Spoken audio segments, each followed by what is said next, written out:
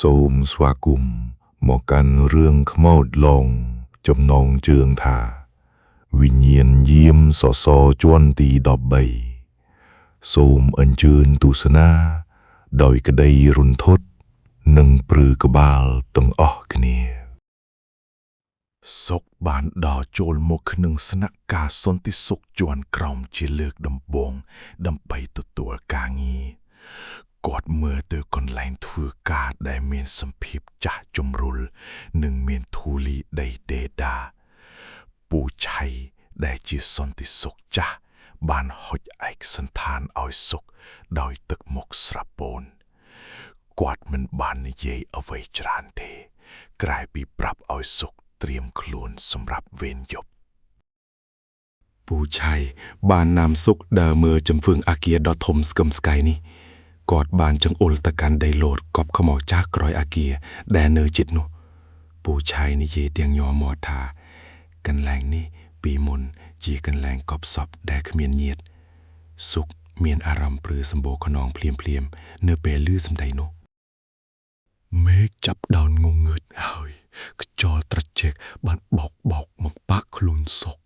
ពួកគេទាំងពីរនាក់បានចូលមកដល់ក្នុងចិន្តាជន់ចាស់ដែលបញ្ចេញសំឡេងគ្រឺតពូឆៃបានជុតលេខជាន់នីមួយប៉ុន្តែគាត់មិនដែលជុតលេខ13ឡើយសុកមានការងឿងឆ្ងល់យ៉ាងខ្លាំងពីមូលហេតុដែលពូឆៃជះវៀងជាន់នោះនៅពេលយប់ជ្រៅដល់ម៉ោង1យប់សុកត្រូវចាប់ផ្ដើមដើរល្បាតម្នាក់ឯងគាត់កាន់ពិលដែកដើរឆ្ពោះទៅកាន់ចិន្តាយន្តចាស់ដោយចិត្តភ័យអរសំឡេងជើងរបស់គាត់លាន់ឮអេកូពេញអាគារដែលស្ងាត់ជ្រងំគាត់ព្យាយាមសម្រួលដង្ហើមដើម្បីកុំឲ្យមានការភ័យខ្លាចខ្លាំងពេកភ្លាមនោះចិន្តាយន្តចាស់បានឈប់ងក់នៅចន្លោះជួរទី12និងទី14ភ្លើងក្នុងចិន្តាយន្តចាប់ផ្ដើមញាក់រង្វើលគួរឲ្យរន្ធត់សុកបានព្យាយាមចុចប៊ូតុងអាសន្នប៉ុន្តែគ្មានអ្នកឆ្លើយតបឡើយមិនយូរប៉ុន្មានទ្វារចិន្តាយន្តបានបើកឡើងយឺតនៅជាន់ទី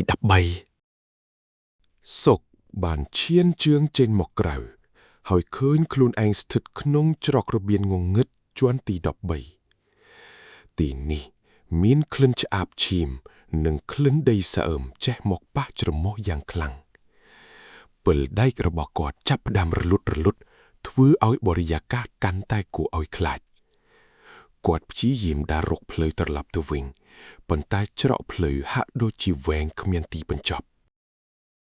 គាត់បានដើរមកដល់មុខបន្ទប់ទឹកចោលទំនេរមួយដែលទ្វារចំហបន្តិចសំឡេងទឹកស្រកតក់ចេញពីខាងក្នុងហាក់ដូចជាសំឡេងនាឡិកាវាស់ដង្ហើមស្លាប់សុកបានរុញទ្វារចូលទៅមើលឃើញទឹកដែលហូរចេញពីក្បាលរ៉ូប៊ីណេមានពណ៌ក្រហមដូចឈាមគាត់ស្រែកយំក្នុងចិត្តហើយប្រញាប់រត់ចេញពីបន្ទប់ទឹកនោះភ្លាមស្រាប់តែសំឡេងខ្សឹបខ្សៀវបានលន់ឮចេញពីក្នុងសសរធំកណ្ដាលជាន់ទី13នោះសំឡេងនោះអង្វរកថាជួយដោះលែងខ្ញុំផងខ្ញុំថប់ដង្ហើមណាសុកបានថយក្រោយទាំងតក់ស្លុតរហូតដួលទៅនឹងការរោដ៏ត្រជាក់ស្រៀបគាត់ព្យាយាមបើកពិលបំភ្លឺមើលប៉ុន្តែពន្លឺពិលកាន់តែខ្សោយទៅនៅក្នុងភាពងងឹតវិញ្ញាណស្រីអាវ៉ាបានលេចចេញរូបរាងយឺតពីក្រោយសសរសក់របស់នាងវែងអន្លាយធ្លាក់ដល់ដីហើយមុខរបស់នាងសុទ្ធតែស្នាមរបួសនាងបានលូកដៃដែលពូពេញដោយឈាមមករកសុកយឺតសុកភ័យខ្លាំងរហូតរកសំឡេងស្រែកមិនចេញឡើយសុកបានក្រោកឈររត់សម្ដៅទៅកាន់ច្រកចិន្តាជើងអាសន្នដើម្បីចុះទៅជាន់ក្រោមនៅទីនោះគាត់បានឮសំឡេងជើងមនុស្សរត់ដេញតាមពីក្រោយយ៉ាងលឿនរាល់ពេលតែគាត់ក្រឡេកមើលក្រោយគាត់ឃើញស្រមោលខ្មៅធំបោកកាត់ខ្យល់ត្រជាក់បោកមកធ្វើអង្ទ្វារដែកចិន្តាជើងអាសន្នលន់សូរវងគាត់បានរត់ចុះមកដល់ស្នាក់ការសន្តិសុខជាន់ក្រោមវិញទាំងដងហើមញាប់ពូឆៃកំពុងអង្គុយជក់បារីដោយទឹកមុខស្ងប់ស្ងាត់ហាក់ដូចជាដឹងរឿងគ្រប់យ៉ាងសុកបានរៀបរាប់ប្រាប់ពូឆៃអំពីអ្វីដែលគាត់បានឃើញនៅជាន់ទី13 ผู้ชัยបានដកដង្ហើមធំហើយចាប់ដើមនិទានរឿងពិតដ៏ខ្មៅងងឹតผู้ชัยបានប្រាប់ថាកាលពីសាងសង់អគារនេះលោកអុកញ៉ាម្ចាស់គម្រោងបានជឿលើអាបថ្មប់គ្រូអាបថ្មប់បានប្រាប់ថា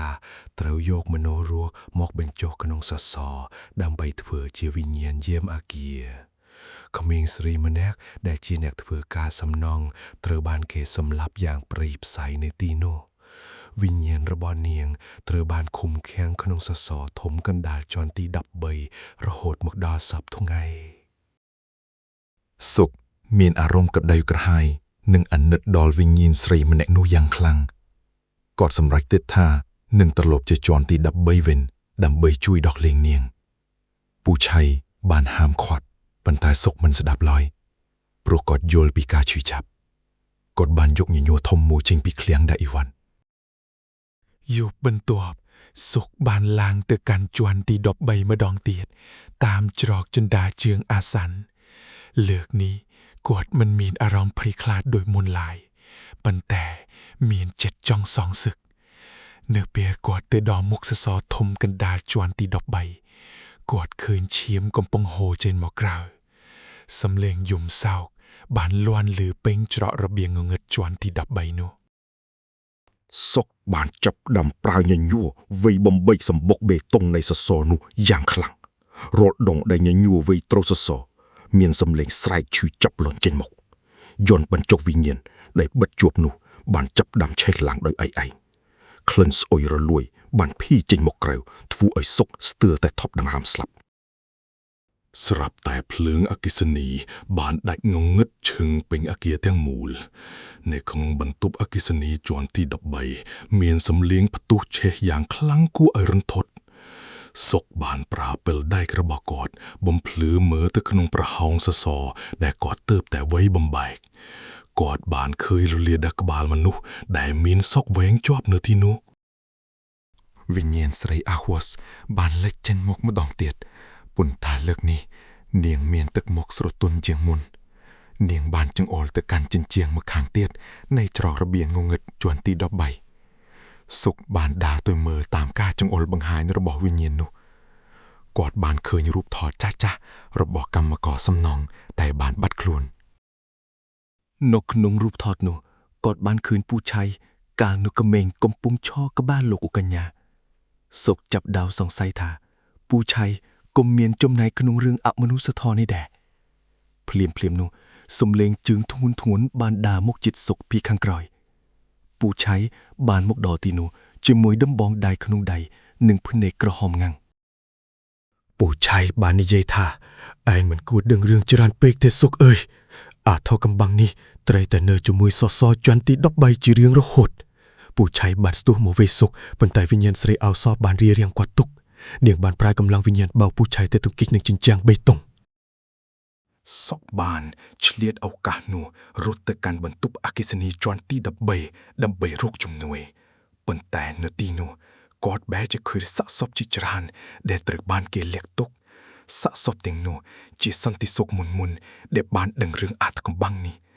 សុកដឹងខ្លួនថាជីវិតរបស់គាត់កំពុងស្ថិតក្នុងគ្រោះថ្នាក់បំផុតគាត់បានសម្រេចចិត្តរត់ត្រឡប់ទៅដីលោតកប់ខ្មោចចាក់ក្រោយអគារដើម្បីរកផ្លូវចេញខណៈពេលដែលគាត់កំពុងរត់ជណ្ដាយន្តចាស់បានបើកដោយឯកឯងនៅខាងក្នុងជណ្ដាយន្តគ្មានមនុស្សទេប៉ុន្តែមានឈាមហូរពេញឥដ្ឋសុកមិនហ៊ានចូលទៅក្នុងជណ្ដាយន្តនោះទេហើយបន្តរត់ចុះជណ្ដាជើងអាសន្ននៅតាមផ្លូវចិន្តាគាត់បានឃើញព្រលឹងកម្មករជាច្រើនកំពុងឈរមើលគាត់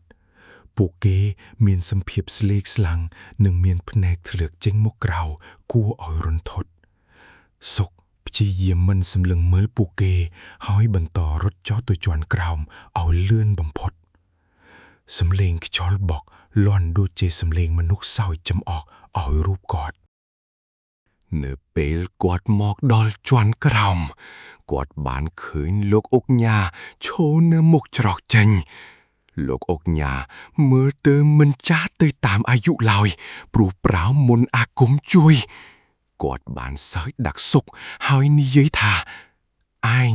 គឺជាគ្រឿងបូជាថ្មីសម្រាប់សសជាន់ទី13សុកមានអារម្មណ៍ថាខ្លួនប្រាណរបស់គាត់ចាប់ផ្ដើមរឹងដូចថ្មវិញ្ញាណស្រីអាវ៉ាសបានលិតមកម្ដងទៀតហើយចាប់ទាញជើងលោកឧកញ្ញាចូលទៅក្នុងដីលោតកប់ខ្មៅចាស់ក្រោយអាគារបានស្រុតចុះបង្កើតជាមាត់រណ្ដៅធំមួយលោកឧកញ្ញាស្រែកហៅឲ្យពូឆាយជួយប៉ុន្តែពូឆាយបានសន្លប់បាត់ស្មារតីទៅហើយវិញ្ញាណទាំងអស់បានឡោមពួតលោកឧកញ្ញាដើម្បីសងសឹកសុកបានប្រើកម្លាំងចុងក្រោយរត់ចេញពីអាគារដ៏ចង្រៃនោះឆ្ពោះទៅកាន់ផ្លូវធំ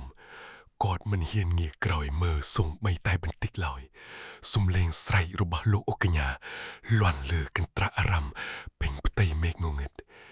ពេលដែករបស់សុកបានរលត់ជារៀងរហូតនៅពេលគាត់ចាក់ចេញផុតពីរបងអាគារ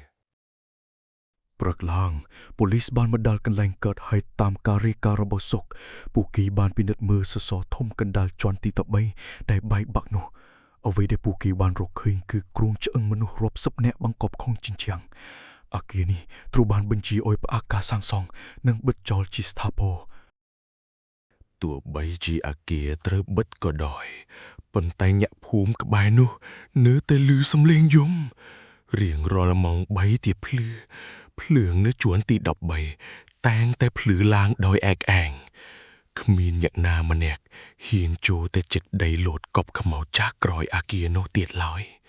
រឿងរ៉ាវនេះបានคล้ายជាអធរកំបាំងដ៏រន្ធត់ប្រចាំតំបន់សុកបានធ្លាក់ខ្លួនឈឺជាទម្ងន់បន្ទាប់ពីព្រឹត្តិការណ៍ដ៏គួរឲ្យខ្លាចនោះគាត់តែងតែយល់សពឃើញវិញ្ញាណស្រីអាវសមកសំពះអរគុណគាត់ជានិច្ចប៉ុន្តែនៅក្នុងយល់សពនោះនាងបានប្រមានថាមានអ្នកថ្មីមកជំនួសកន្លែងនាងហើយសុកដឹងថាអំពើអាក្រក់មិនងាយនឹងរលាយបាត់ទៅឡើយរឿងរ៉ាវពិតដ៏រន្ធត់នេះ